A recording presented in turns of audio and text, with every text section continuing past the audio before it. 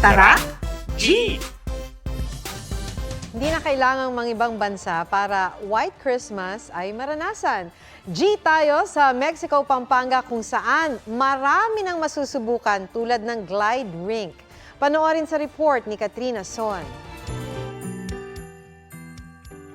Kapag Pasko, malimit na naiisip ang White Christmas at syempre ang snow. Kaya naman, para mas feel daw ng mga kababayan natin ang White Christmas, binuksan sa publiko ngayong araw ang skating rink na ito sa Mexico, Pampanga. Nagpasample ang ice skaters. Sumayaw sa mga tugtog na hango sa Pasko. Bukod dito, di mawawala ang inaabangan ng lahat na snowfall. Pasko na ba ate? Masaya po, masaya. Bakit po?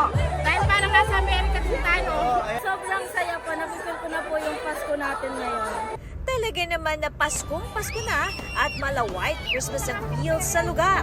I know yung White Christmas hindi siya usual sa Philippines. We only nakikita lang natin siya sa movies. So this time we want the whole family and friends to experience together how it is to have a White Christmas with snowfall and skating. So unang kinakalain mo na sa totoong ice skating rink ka na napuno ng yelo pero may twist sa ice skating rink na ito. Dahil ito lang naman ang kauna-unahang synthetic ice skating rink dito sa Pilipinas. Tinatawag din daw ito na glide rink. 300 pesos lang ang babayaran para sa 30 minutes na pagsiskate, kasama ng protective gears at skates na gagamitin. Dagdag atraksyon din ang Ducky Swan na isang pedal boat. Pwedeng sumakay habang namamasyal sa lawas sa parke.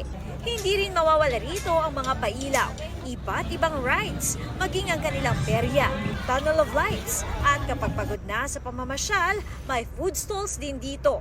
Katrina Son, nagbabalita para sa GMA Integrated News.